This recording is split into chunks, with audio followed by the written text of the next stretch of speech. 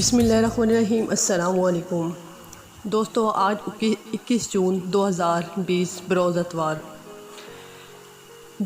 طاقتور ترین سورج گرہن ہے۔ محکمہ موسمیات کے مطابق پاکستان میں سورج گرہن 9:45 پر شروع ہو چکا ہے اور دوپہر 1:10 پر ختم ہوگا، جبکہ 11:25 پر مکمل سورج گرہن ہونے سے دن رات میں تبدیل ہو جائے گا۔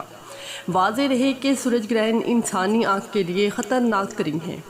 ماہرین کے مطابق سورج گرہن کے دوران الٹرا وائلٹ شعاعیں نکلیں گی جو انسانی آنکھوں کی بینائی ہمیشہ کے لیے ختم کر سکتی ہیں۔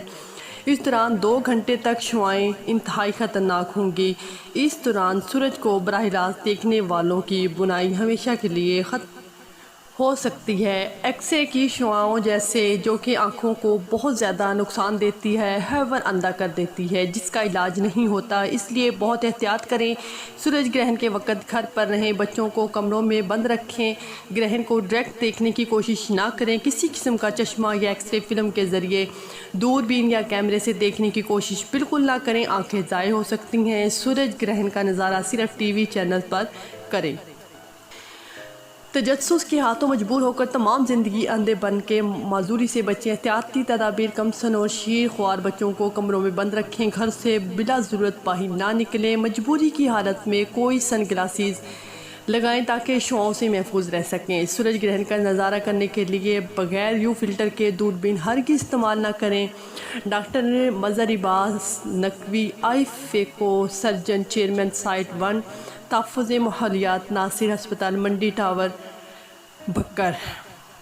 دوستو، یہ ڈاکٹر مظہر عباس کی ریکویسٹ تھی آپ لوگوں سے اور احتیاطی تدابیر تھیں۔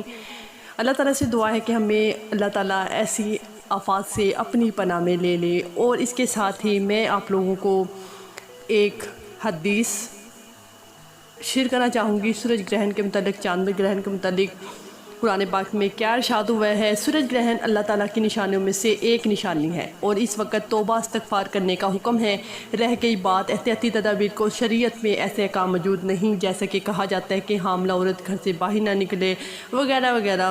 البتہ اگر سائنس کچھ احتیاطی تدابیر بتائے تو اسے اپنانے میں حرج نہیں، شرط یہ کہ وہ اسلام کے اصولوں کے خلاف نہ ہو۔ اور مزید یہ کہ کسوف کا معنی سورج گرہن اور خسوف کا معنی چاند گرہن ہے۔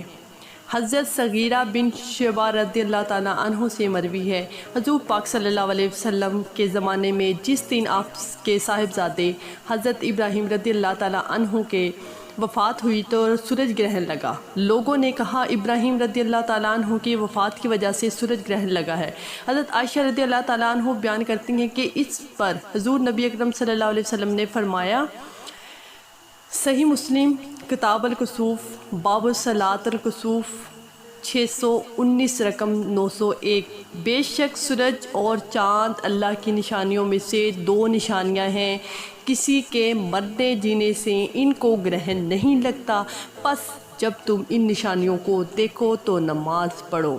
نماز کسوف کا طریقہ ہے، جب سورج گرہن ہو تو چاہے کہ امام کے پیچھے 2 رکعتیں پڑھے جس میں بہت لمبی قرات اور رکوع سجدے بھی خوب دیر تک ہوں، 2 رکعتیں پڑھ کر قبلہ رو بیٹھے رہیں، سورج صاف ہونے تک اللہ تعالیٰ سے دعا کرتے رہیں۔ اور نماز خسوف کا طریقہ، چاند گرہن کے وقت بھی چاند صاف ہونے تک نماز پڑھتے رہیں، مگر علیحدہ علیحدہ گھروں میں پڑھیں، اس میں جماعت نہیں ہوتی۔ دوستو، یہ تھی آج کی احتیاطی تدابیر اور آپ لوگوں کے سامنے حدیث اور اس کے سورج گرہن، چاند گرہن کے متعلق جو لوگوں کے شکوک شبہات ہوتے ہیں کہ حاملہ عورتیں باہر نہ نکلیں، حاملہ عورتیں سبزی نہ کاٹیں، یہ نہ کریں وہ نہ کریں، تو یہ سب فضولیات ہیں۔ اس قسم کے کوئی بھی اسلام میں ایسی کوئی بھی بات نہیں بتائی گئی، یہ سب لوگوں کے اپنے بنائے ہوئے مفروضے ہیں۔ تو امید ہے آپ لوگوں کو ویڈیو پسند آئی ہوگی، سمجھ بھی آ گئی ہوگی۔ اگر ویڈیو پسند آئے لائک، کمنٹ اور میرے چینل کو سبسکرائب ضرور کیجیے گا، اور ویڈیو انفارمیٹیو ہے شیئر ضرور کیجیے گا تاکہ زیادہ سے زیادہ لوگ اس سے فائدہ اٹھا سکیں۔ دعاؤں میں یاد رکھیے گا، اپنا خیال رکھیے گا، اللہ حافظ۔